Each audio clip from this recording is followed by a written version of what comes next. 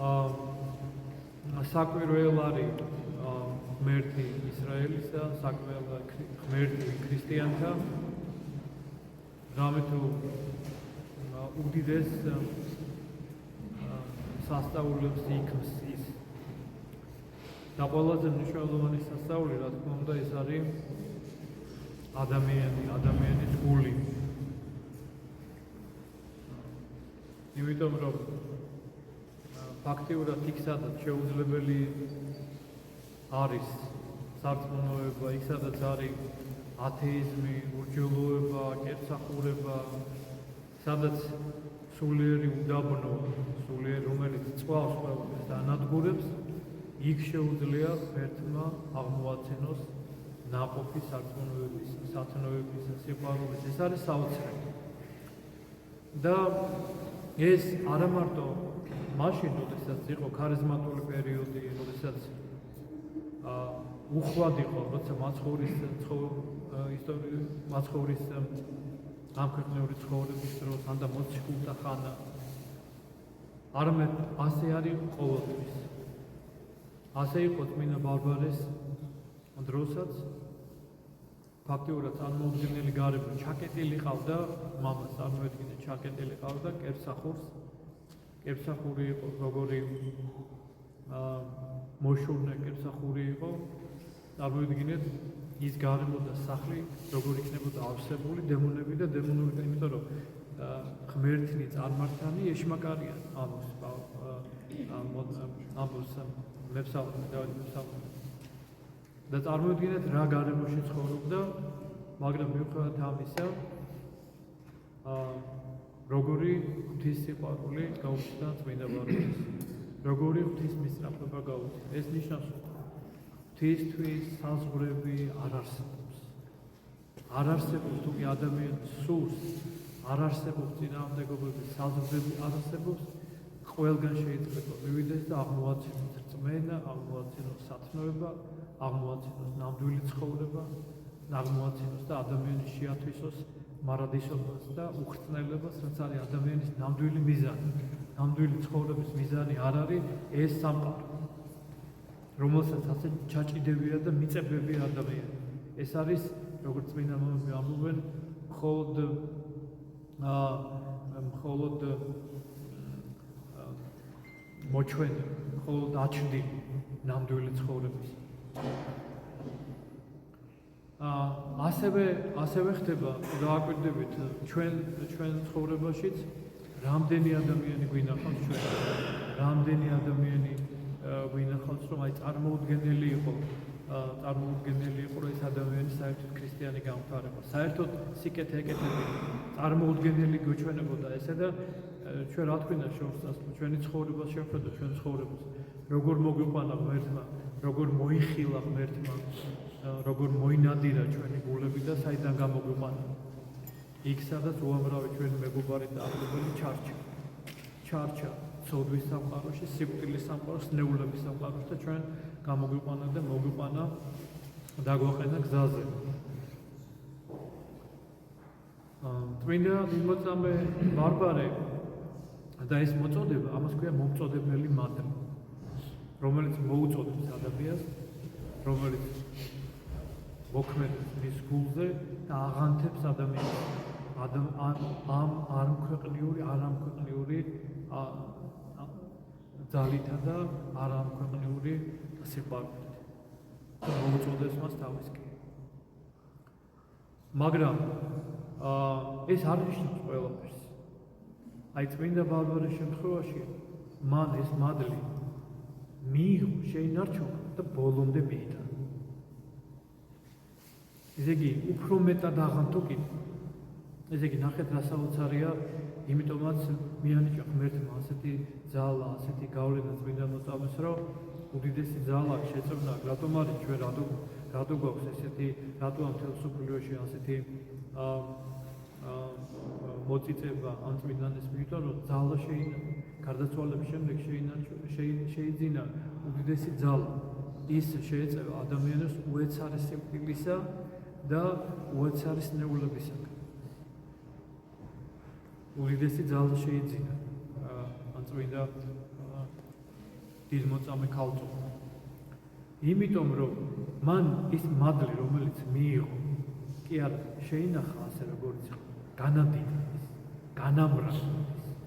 და ნახეთ ადამზე მიიყვანა, როგორ აღესრულა დაასდო საკუთარი ცხოვრება. ყველაზე ადამიანმა შეიძლება ბევრი რამე დათმოს, მაგრამ საკუთარი ცხოვრება ეს ისეთი რამ არის, რისი დათმობაც არავის არ შეუძლია, რაც ადამიანი ბოლომდე გაუჭება. ეს რა თქმა უნდა არის საშინელი აქტია საერთოდ ადამიანის სიცოცხლე, ცხოვრებისა და სიკვდილის მდგომარეობა. და ეს დათმობა, საკუთარი ცხოვრება ქრისტეს სიყვარულისთვის. ეს არც ფანატიზმია, არც რაღაცა შთაგონებაა და არც რაღაცა მედიტაცია, ეს არის ღვთის მადლის მოხილვა. ღმერთმა მოიხილა, აჩვენა ნამდვილი ცხოვრება, მარადიული ცხოვრება, სადაც ყველა უნდა წავიდეს. ვერავინ ვერ დარჩება აქ, აჩვენა ადამიანს ისეთი ძალით აჩვენა, რომ მას აღარ სწორდა აქ დარჩება. აი ეს არის მთელი ქრისტიანობის იდეა. მაგრამ რა ხდება უმეტეს შემთხვევაში? ჩვენ დღესაც ვხედავთ ასეთ მოშურნე ადამიანებს. საოცარი მოშურნე ადამიანები მინახავს մեր ცხოვრებაში. სასწაულები გაუკეთებიათ, დაუტოვებიათ, ავაზაკთა გარემო, მეგობრები, ოჯახის წინააღმდეგობა გადაულახა, სიმდიდრის წინააღმდეგობა, კარიერი, ძალაუფლები, დიდების ყველაფერი გადაულახა. მაგრამ იშვიათად მინახავს ადამიანები, რომლებმაც დაასრულეს ისე, როგორც დაიწყეს. იშვიათად მინახავს ადამიანები, რომლებმაც მარტო კი არ გაამდიდრეს საკუთარი მადლი, არამედ ვერ შეინარჩუნეს ის მომწოდებელი მადლი, რომელიც მათ ჰქონდა. და ჩვენ პირიქით ვხედავთ, რომ ადამიანები, რომლებიც ასეთი გულანთებულები მოვიდნენ ეკლესიაში, ცოტა ხნის მერე ან საერთოდ წავიდნენ ათეიზმს დაუბრუნდნენ და ან ისეთ საშინელებებს ასწავლიან, რომ საერთოდ ვერ წარმოვიდგენდი, რომ მორწმუნე ადამიანმა შეიძლება ასეთი რამე, ესე იგი აბსოლუტური სიგიჟეა, წარმოიდგინეთ. რას ნიშნავს ეს? ღმერთმა მოგიწოდა და მე აღარ მოგიწოდა? რა თქმა უნდა, ესეთი რამე არ არსებობს. ღმერთმა მოგიწოდა, მაგრამ მე სხვა ეტაპი იწყება მომწოდებელის შემდეგ. უფრო მნიშვნელოვანი და უმნიშვნელოვანესი, რომლითაც ადამიანი ამ ღვთის გზაზე უნდა გაიზარდოს, უნდა სიბრძნე მიიღოს, უნდა შეეხოს ნამდვილად გაიაროს და არ ჩარჩეს იქ სადაც იყო და არ მარტო გარეგნულად შეინარჩუნოს საკუთარი კეთილსაყურება. გარეგნულად შენარჩუნებული კეთილსაყურება დღეს თუ ხვალ გამოამჟღავნოს საკუთარ თავს. ვერავინ ვერ გაჩერდება გარეგნულად მარტო ტაძარში და ეკლესიაში. ვერავინ ვერ გაჩერდება. აუცილებლად ადამიანი რას გამოაქვს. ესე იგი, რას ნიშნავს თუ ღმერთმა მოუწოდა, ესე იგი დასახა მეორე გზაც. აი ეს გზა არის ძალიან მნიშვნელოვანი დებოდაწმებო, რომელიც ადამიანმა უკვე მოწოდების შემდეგ უნდა შეინარჩუნოს და ეს გზა ამ გზაზეც იზრონა ღმერთი. და რამდენი წმინდა მასწავლებელი მოგვიყვანა, რამდენი წმინდა მაგალითი მოიყვანა და როგორი წმინდა მასწავლებლები მოგვიყვანა ჩვენ. გზის მაჩვენებლები.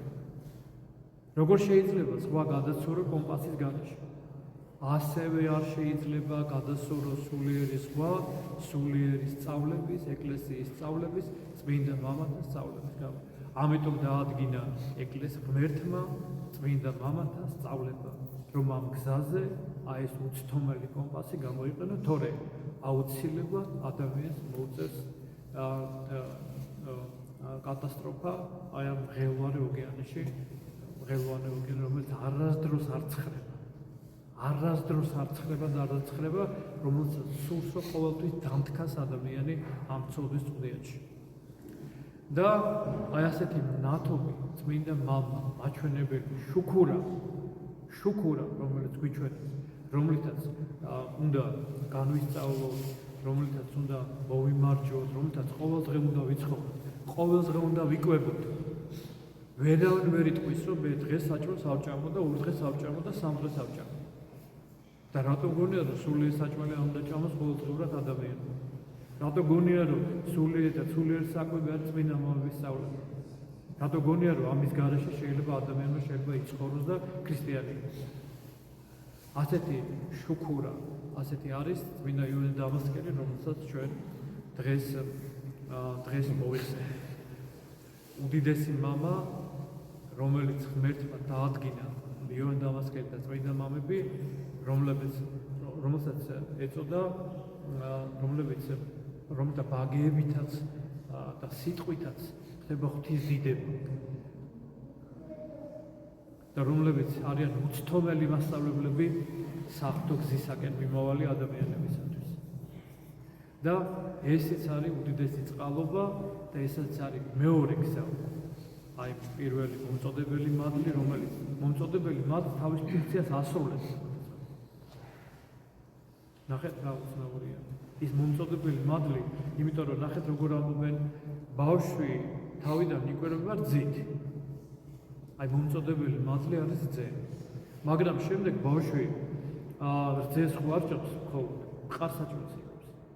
აი ეს მყარი საჭმელი ჭირდება უკვე სულიერ ადამიანს მომწოდებელი მადლის შემდეგ არის უკვე აი ეს მომუშაკებებელი მადლი, რომელიც ადამიანმა საკუთარი ცხოვრებით უნდა შეიძინოს და საკუთარი მამათა სწავლებით უნდა შეიძინოს და ამით უნდა გაიზარდოს და ეს უნდა შეითვისოს და ამით უნდა იხელწვანოს თუ სურს მას რომ ბოლომდე მიიტანოს ჯვარი ქრისტეში თუ სურს რომ აი ამ გზაზე საოცარ გზაზე სულიერი სრულყოფილების ღვთისკენ მიმავალი გზაზე რომელიც მარტო ტანჯვა კი არ არის ჩვენ გონია რომ ეს არის მარტო ტანჯვა მარტო მოკლება რომელიც არის თავის შეზღუდვას მოკლებაც მაგრამ რომელიც ახსავსია უდიდესი სიხარული უდიდესი ნეტარები იმიტომ რომ თუ ვიცი ჩვენ მარტივი ცხოვრება არის ნეტარი მარადიული ნეტარება თუ ეს არ დაიწყო აქ ნეტარება რანაირად იქნება ეს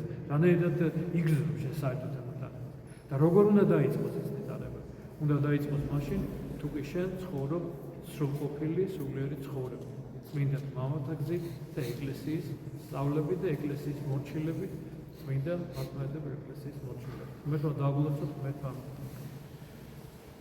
შეგვეციოს წმინდა დიდმოწამე ბარბარეს მადლი წყალობა და განკურნო ჩვენ ფარულის ნეულებებისაგან უცნაურის სიკვდილისაგან და უცნაურის ნეულებისაგან და ღირსი იოანე დამასკელმა განგვაბრძნო მოგცეს მართლმადიდებლური ხედვა რაც არის ერთადერთი მართლმადიდებლობა ერთადერთი სწორი სწავლება რომელიც არც მარჯვნივ გადაგვაგდებს ხრამში და არც მარცხნივ გადაგვაგდებს თუ რომელია პირიქით მარჯვნივ და არც მარცხნივ არამედ ეს არის სამეუფო გზა რომელიც არის ღვთისგან ნაკურთხი და ერთადერთი გზა რომელიც გვერდთან მიუყვანებს ადამიანს